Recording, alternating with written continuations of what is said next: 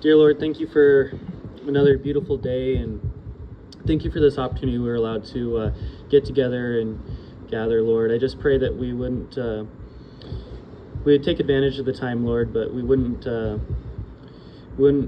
know that we're blessed in the fact that we can gather here together, and we know that where two or more of us are gathered, Lord, you'll be here. And I just pray that as we go through your word today, that we would all learn something new, and you would speak through me, Lord. In Jesus' name, amen. Okay, guys, so we'll be in Genesis chapter 22 today. And I know we say this pretty much every week, but this might in fact be one of the most cool chapters through, at least in Genesis, right? We've said that pretty much every week. But I find it really interesting because not only is there prophetic value to this chapter, there's also things that can apply to our lives, and it's a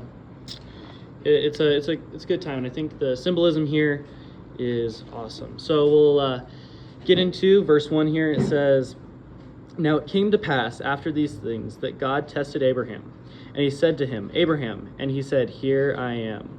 Then he said, 'Take now your son, your only son Isaac, whom you love, and go to the land of Moriah, and offer him there as a burnt offering on one of the mountains of which I shall tell you.'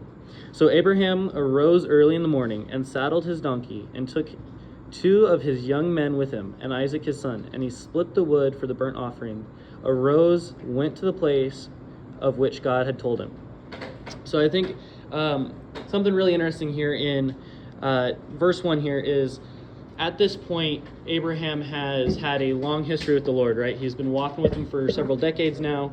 He's an old man, and God has definitely prepared him for this moment, right? It isn't like Abraham gave his life to Christ yesterday, and then all of a sudden this whole story unfolds, right? Up to this point, Abraham has left his homeland. He's gone to where God told him. He's made mistakes along the way. He went through and circumcised him and his whole household, which was many people. He's won battles. And at this point, Sarah had borne him a son, Isaac. And I think it's really interesting here because not only has he been a believer for all these years, it says that God tested him, right?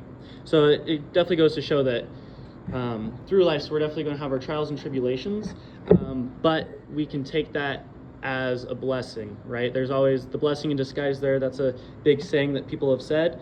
And it also says here towards the end of the verse, it says, when God called upon him, Abraham said, "Here I am." So at this point, I like to think that Abraham has learned a thing or two, right? He's gone against maybe the overall plan at times. He's fallen into sin at a couple times. But it says, he said, "Here I am." So he was ready, right? He was listening. He was already looking for God. And I think that's a really interesting thing because that's a trend as we go through this whole chapter. He's always ready to listen. I think that's interesting because it's like that saying, God gave us 2 ears and 1 mouth. So he's ready, right? It says right here in chapter 2, then he said, "Take now your son, your only son Isaac." But wait a minute, right? He had Ishmael, which is something interesting because he was maybe an illegitimate child, right? He was sent away, so he would have definitely been deemed a threat to Isaac and Sarah. We talked about that just last week, that they got sent away, they're out doing their own thing. But it's also interesting because God only views Isaac, right? He's the one and only son. It says that right there. Of course, we know that there was a plan for Ishmael, and God went through and decided that would happen. But in this context right here, as we're talking, God is saying, "Your only son Isaac," which as we start going through, you guys will definitely see the symbolism there, which is an awesome thing, right? And it says, "Then he said, Take now your son, your only son Isaac, whom you love, and go to the land of Moriah, and offer him there as a burnt offering on one of the mountains of which I shall tell you." So all sorts of stuff happens right here, right now.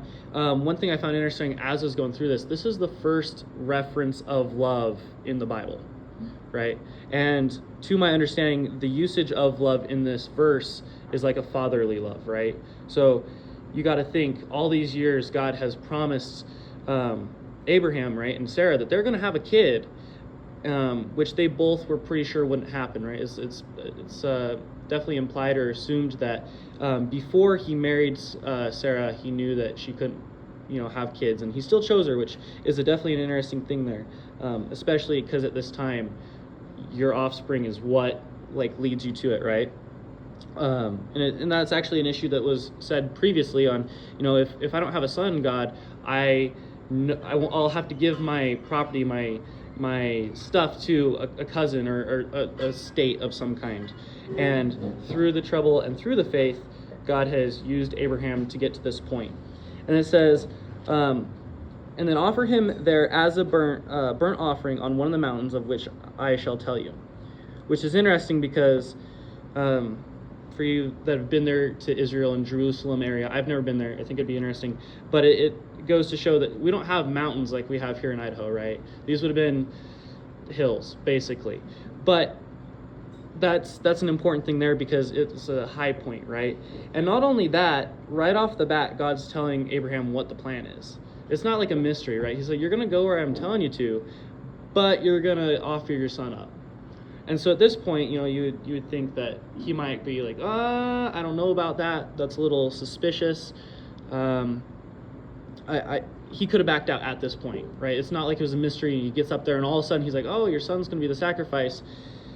God tells Abraham, this is the plan. And so, at this point, he's getting everything ready. It says, verse 3, so Abraham rose early in the morning and saddled his donkey and took 2 of his young men with him and Isaac his son, and he split the wood for the burnt offering and arose and went to the place which God had told him.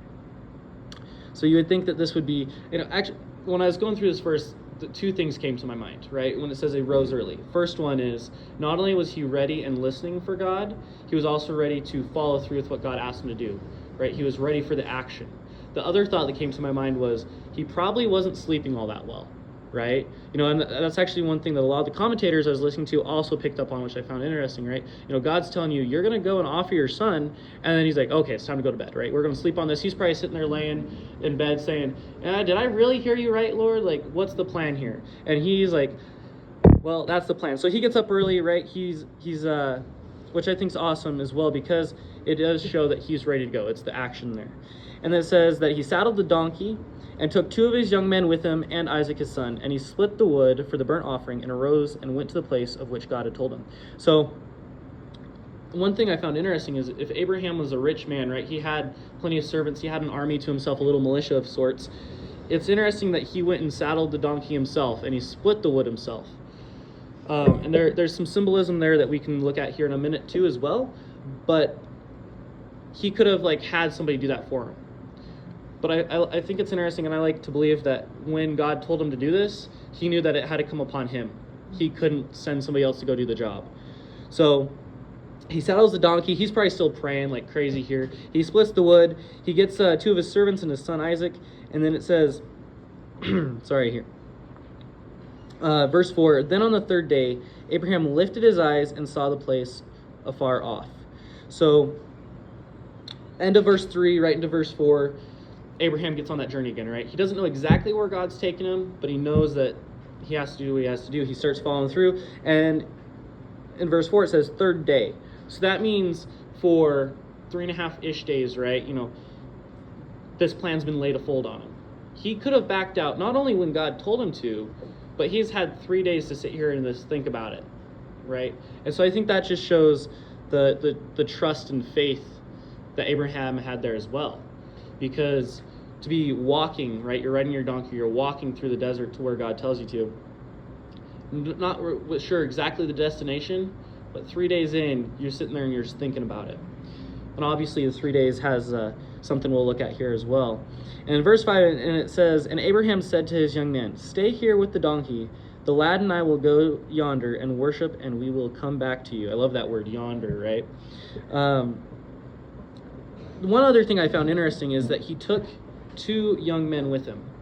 And when I was thinking about that, I think that's crazy because growing up in Scouts, we always were taught the buddy system, right? You always have to have someone have your back. You have to be ready. But not only that, it could have been security or whatever. He obviously had a plan here. But as we'll see here in a second, there's 2 of them, which also goes back to the Great Commission, right? when Jesus says, go out there, be ready, take somebody with you, right? You always have to have somebody to have your back. And that could go into the fact of spiritual warfare, just, someone to stay up while you're sleeping, whatever the case is, someone to pray with, someone to pray for. It's like in Genesis, the early couple chapters in Genesis 2 and 3, where, it said, God says it's not good for man to be alone, right? So he takes a couple buddies with him. And then it says, stay here with the donkey, right? So they're keeping all their belongings there. The lad and I will go yonder, worship, and we will come back to you. The other thing I found interesting is this is the first mention of worship as well, as is going through. So not only do we have the first mention of love, we also have the first mention of worship, right? So, obviously they're getting ready to do a burnt offering, right? We can look at that in Leviticus 1, Leviticus 6. It goes all the way through the Bible on burnt offerings, all the way into the New Testament, Old Testament. But it's an act of worship. It's an act of obedience, right? They're ready to go. And it says, we will come back to you. So at this point, the whole plan's been laid out. You're going to take everybody, you're going to go up to this mountain, you're going to sacrifice Isaac. But right here it says, we will come back to you. So as I was going through and looking at this, I'm like, okay, so this is an interesting thought. At this point, this is my thought. At this point, Abraham has had his whole journey with God, and he also knows that Isaac's the chosen son, right? He's the promised son. If Isaac dies here, then the previous promise would be a lie, right? Well, Abraham knows that God can't lie, right? That'd be like ruin the whole thing there. But it also says, I think it's in chapter 21, I could be wrong on there. It says that through Isaac, right? So God could have given him another son. It could have gone through Ishmael. There's so many options, but it was very specific that it said it would be Isaac. So God's telling him, you're going to sacrifice your son. And then right here, Abraham's saying, we'll both come back to you. And so I think that's obviously like some faith there and all that. But I also think it's interesting, as some of the other commentators I was listening to said, that Abraham went there with the full thought, knowing that he would sacrifice his son. But because God gave him the promise that it would be Isaac, his seed that would go through and fulfill the Abrahamic covenant, that Abraham thought that there's a way that God could bring him back, right? And so that's a fun thing to think about, right? I'm sure as you guys are noticing right here, just through 5 verses, we're starting to see a grander story, right? So in verse 6 here, it says, so Abraham took the wood of the burnt offering and laid it on Isaac his son. And he took the fire in his hand and the knife, and then the two of them went together. But Isaac spoke to Abraham his father and said, my father. And he said, here I am, my son. Then he said, look, the fire and the wood, but where is the lamb for the burnt offering? And Abraham said, my son, God will provide for himself the lamb of the burnt offering. So I think this is interesting, right? Because Proverbs 21, I believe, I could be wrong on that, double check, it says that you should raise your kids up in the way of the Lord so they don't leave, right? Isaac has an understanding of how this works, which also says that this was a relatively common thing. This isn't the first time Abraham has offered a sacrifice to the Lord. So it's assumed that Isaac is anywhere between 13-ish to 30s, depending on scholars and teachers. But the point is, he's not, a little kid in like the Sunday school stuff teaches. He's a man at this point, right? But it's also interesting because if you look back at the kind of the culture at the time, they're getting married pretty young so they can start families and basically grow the overall family. So my thought is he's probably relatively young, probably late teens, early 20s-ish, which is pretty much the consensus for most people. And like I said just a second ago, Abraham knew that through Isaac, another kid had to come, like a grandson. So it also says that he's not married yet, or he hasn't had a son yet, just by implication there. And so Isaac's understanding that there's a way this happens, and he's looking at his dad going, Father, we got everything else, but where's the lamb? It's also interesting to look that Abraham took the wood of the burnt offering and laid it on Isaac his son. So Isaac's carrying this burden, right? So this is another overarching theme here of the symbolism.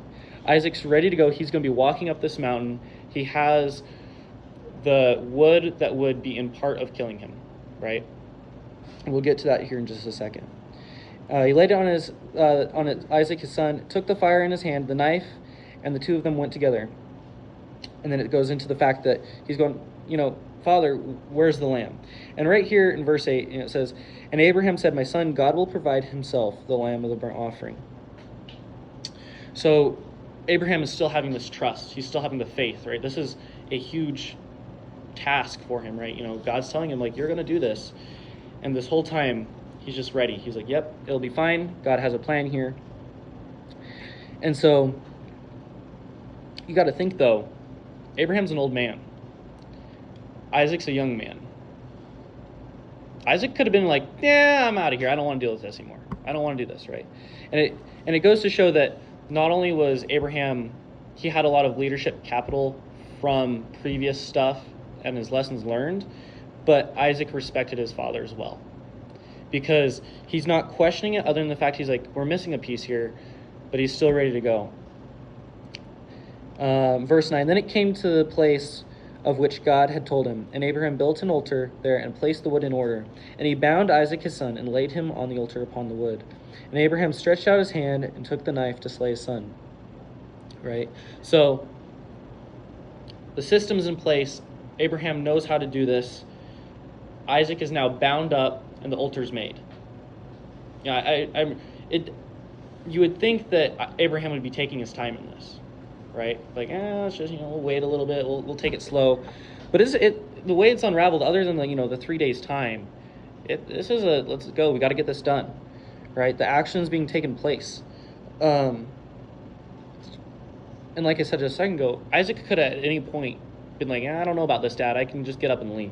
I would even say most people. Oh yeah, right. I mean, but my dad was bummed in. yeah, exactly. If you invite me up, I'd probably say, whoa, slow down. No, But I mean, so that being great said, trust. yeah, extreme trust. But that also being said, I mean, most dads probably wouldn't go this far either, right? They'd be like, I don't know. Let's go get the lamb up front. We'll just use this.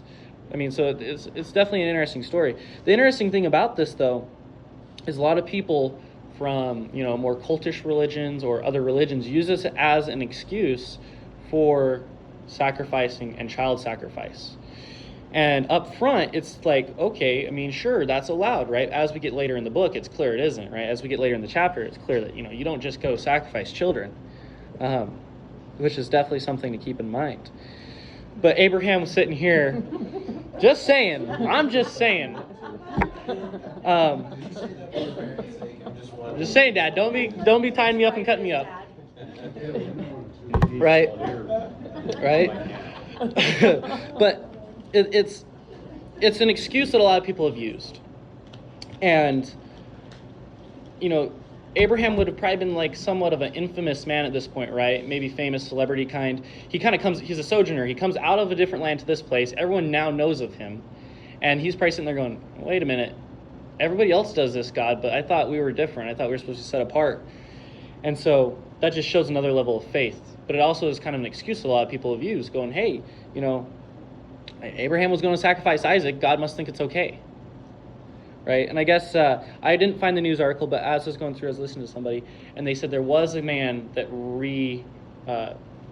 basically went through and did the sacrifice. And his excuse was, well, I was just, recounting what God told Abraham. I mean, it has to work if God told him to. Obviously, that didn't stand in court. But people have used it, and people do use it, which is interesting. So at this point, he's tied up, the altar's made. Verse 10, and Abraham stretched out his hand, took the knife to slay his son. Excuse me. I think the reason it's interesting is because he had that knife, it's also another symbolism of Jesus, right?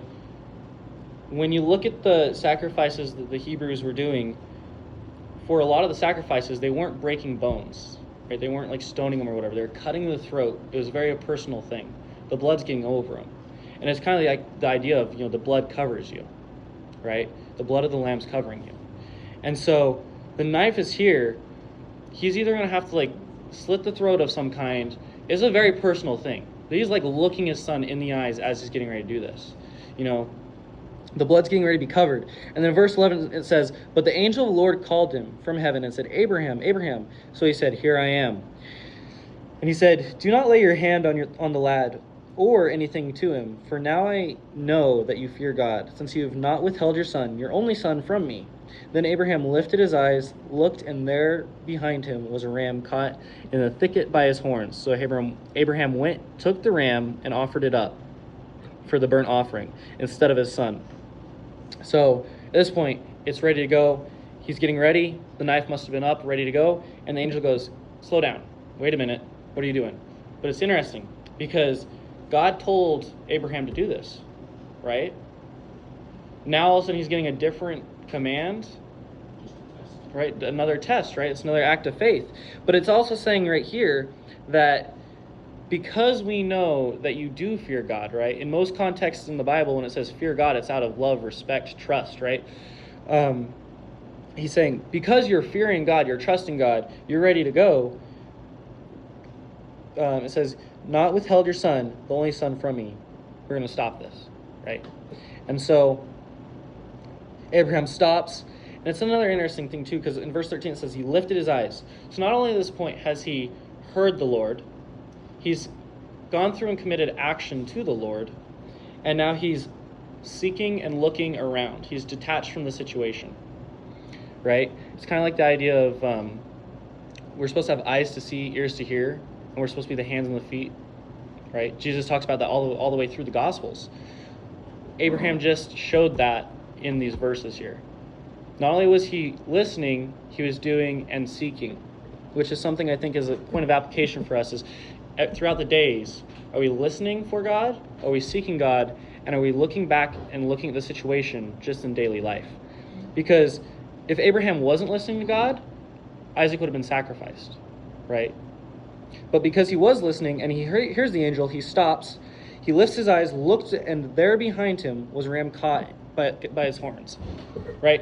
I think it's interesting because did that ram just show up and get caught right there, or are they just like not looking around? Abraham's just like, okay, we got to get this over with. I don't want to do this. Like, God, you're telling me to. And Isaac's just sitting there going, are you sure?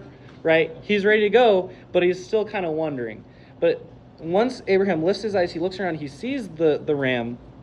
So Abraham went and offered the ram up, the burnt offering, instead of his son, right?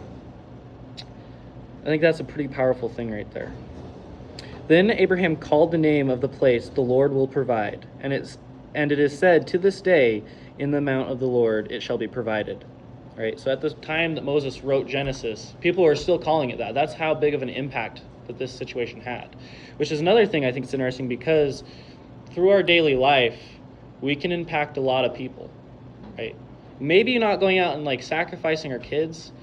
That's probably not recommended, I'm just saying. But it is said right here that our actions not only have consequences, but people will remember them, right? You know, at this point, which I don't remember exactly how many years, but it's several thousand years between Abraham and Moses, right? 2,000-ish years apart or whatever, people are still calling it the Lord will provide, right? In the Hebrew, it's Yahweh Yariah, I think is how you say it. And it just means the Lord will provide. The mount, and then verse 15, then the angel of the Lord called on Abraham a second time out of heaven, right? So Abraham's getting all this information right at the same time. And said, "By myself I have sworn, says the Lord, because you have done this thing and have not withheld your son, your only son, blessing I will bless you, and multiplying I will multiply your descendants, as the stars of heaven and the sand which is on the seashore, and your descendants shall possess the gates of their enemies," right? So this is the huge thing, right? This is, I don't remember exactly how many times. This is the third, fourth time that God's told Abraham that this is going to happen. And because, I think that's important, I have that underlined in my Bible, the action of what Abraham did directly directs the outcome of the situation. Okay, so it says, "Myself I have sworn, says the Lord," right? So God is talking through the angel again in this situation. Abraham's getting all this information in like 4 days. It says, "Because you've done this thing and not withheld your son, your only son," which is interesting because I think this is the third time that God said your only son. So that's definitely something to keep in mind, right? "Blessing I will bless you, and multiplying I will multiply your descendants, as the stars of the heaven and the sand which is on the seashore, and your descendants shall possess the gates of their enemy." So as we go through and we look forward a little bit, right, we're skipping ahead a bit. When Moses comes through, he gives the second telling to the Israelites. They're getting ready to go across. Joshua's crossing. this is all affecting right here. He's saying that this is another prophecy saying your descendants will possess the gates of your enemies. And that's a super important thing, right? Because when I was looking at this, I was trying to figure out a way this could apply to us. And I think the application here is, we might not be going and conquering something every single day, but we're conquering a task on a daily basis, right? Throughout the day, right, you're going to have spiritual warfare, right? Well, we're told that we have power over this. So we should be possessing the gates, right? I think that's something to keep in mind. Verse 18, in your seed all the nations of the earth shall be blessed, because you have obeyed my voice. So Abraham returned to his young men, and they rose and went together to Beersheba, and Abraham dwelt at Beersheba. So this is going back through with the promise that God gives Abraham, and it's giving another prophecy saying here that through your seed, it says, in your seed nations of the earth shall be blessed. Right? We all know that through Abraham, Isaac, and Jacob, through the lineage, the genealogy, it gets to Jesus, right? And so, in verse 19, Abraham returned to his young men, and they rose and went together. I feel like this is going to be like an extreme awkward situation, right? They're probably sitting here thinking, oh, this is great. Our master's back. They went and worshiped the Lord. But I'm sure Isaac and Abraham are sitting there going, we're probably going to talk about this again later, right? They're sitting there, and I'm sure it's kind of one of those situations, everyone's like happy, but at the same time, everyone's kind of quiet, right? They arose, they went back to Beersheba. So I think that's definitely an interesting thing right there as well. Verse 20, now it came to pass after these things, that it was told Abraham, saying, indeed, Milcah also has borne a child to your brother Nahor. Huz his firstborn, Buz his brother, Kemuel the father of Aram, Chesed, Hazo, Pildash, Jidlaph, and Bethuel. And Bethuel begot Rebekah. These eight Milcah bore to Nahor, Abraham's brother. His concubine, whose name was Remuel, also bore Teba, Gaham, words, tremendous, Tahasha, and Makah, right? So, no, you're gonna have to read that, because that's a lot of sounds that I can't recreate there again. So it'd sound 100% different the second time. So we're not gonna go there. But it's they get back, they're residing, and all of a sudden he gets this message like, hey, your brother has kids now. So I think that obviously has a great effect. And as we go through the next couple chapters, we'll see why the genealogy there is so important, right? But through this whole study, we're probably sitting here going, okay, well, we're seeing the similarities here, but what are the similarities, right? And so these are just a couple that I wrote down. Both were the only sons loved by their father, right? Jesus and Isaac, right? God sent Jesus down here, and it says in John 3:16 that he's his only begotten son, right? Isaac was Abraham's only son, right, in this context. Both were a sacrifice and that would basically change the world, right? Both came to be a sacrifice. Isaac wasn't sacrificed the way that we would assume, but it was a sacrifice of time, and trust was built in the whole situation, right? The faith was built through here. They both carried the wood that in turn kill him in some way, right? In John 19:17, we can flip there real fast. This is an important verse. It says, and he, bearing his cross, went out to a place called the place of skull, which is called in Hebrew Golgotha. So they both basically were in pretty much the same place, right? Because it says earlier that, sorry, I missed this whole point, but earlier when God takes him to the place, it was a specific place. It wasn't like a region or a hill itself. It was to a place. And so it's greatly assumed that was the same place as Jesus, right? Golgotha. Both demonstrate a love for God, right? God sent Jesus down here because he loved us. But at the same time, because Jesus is God, he could have been like, I'm out of here, right? I mean, it says in Gospels when he's in the Garden of Gethsemane that he's asking God, if there's another way, let's do this. But through the trust and faith, they went through with it. Both live in the end. This is the important part, right? Through God's love and the provision that he had, Isaac got to live.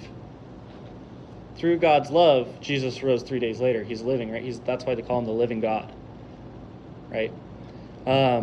They're both a miracle baby, right? Mary was a virgin. Sarah couldn't have kids. So when we see the similarities here, we basically outline the gospel, right? God so loved the world that he sent his only son, that he would die for us. And if you give your life to him, you'll be saved. You can be with him. There we go.